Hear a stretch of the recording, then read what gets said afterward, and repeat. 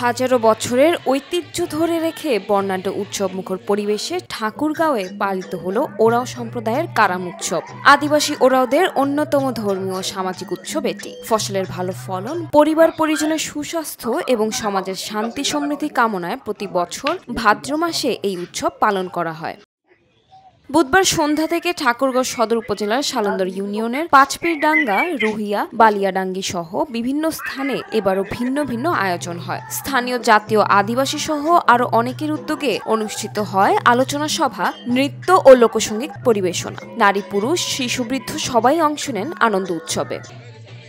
কারাম উৎসবকে ঘিরে দিন কয়েক আগেই ওরাও পল্লীগুলোতে শুরু হয় প্রস্তুতি। কিশোর কিশোরীরা ঐতিহ্যবাহী পোশাক পরে দলে দলে গান ও নাচের মহড়া দেয়। ঘরে ঘরে চলে খাবার তৈরির আয়োজন।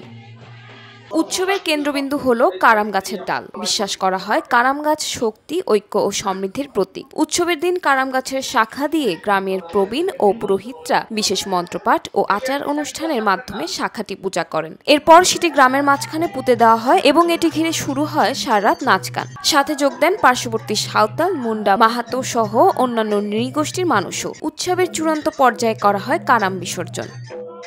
কারাম উৎসবকে ঘিরে একদিকে যেমন ধর্মীয় বিশ্বাস জড়িত, অন্যদিকে তেমনই এটি সামাজিক ঐক্য, সাংস্কৃতিক পরিচয়ের বহিঃপ্রকাশ। পরিবার থেকে শুরু করে স্থানীয় প্রশাসন ও জনপ্রতিনিধি সহ পুরো গ্রাম জুড়ে সবাই মিলে প্রতি বছরই উৎসবে যোগ দেন। তারা মনে করেন এ ধরনের অনুষ্ঠান ক্ষুদ্র নৃগোষ্ঠীর সংস্কৃতি রক্ষার পাশাপাশি পর্যটন উন্নয়ন ও স্থানীয় অর্থনীতির জন্যও গুরুত্বপূর্ণ ভূমিকা রাখতে পারে বলে মত দেন অনেকে।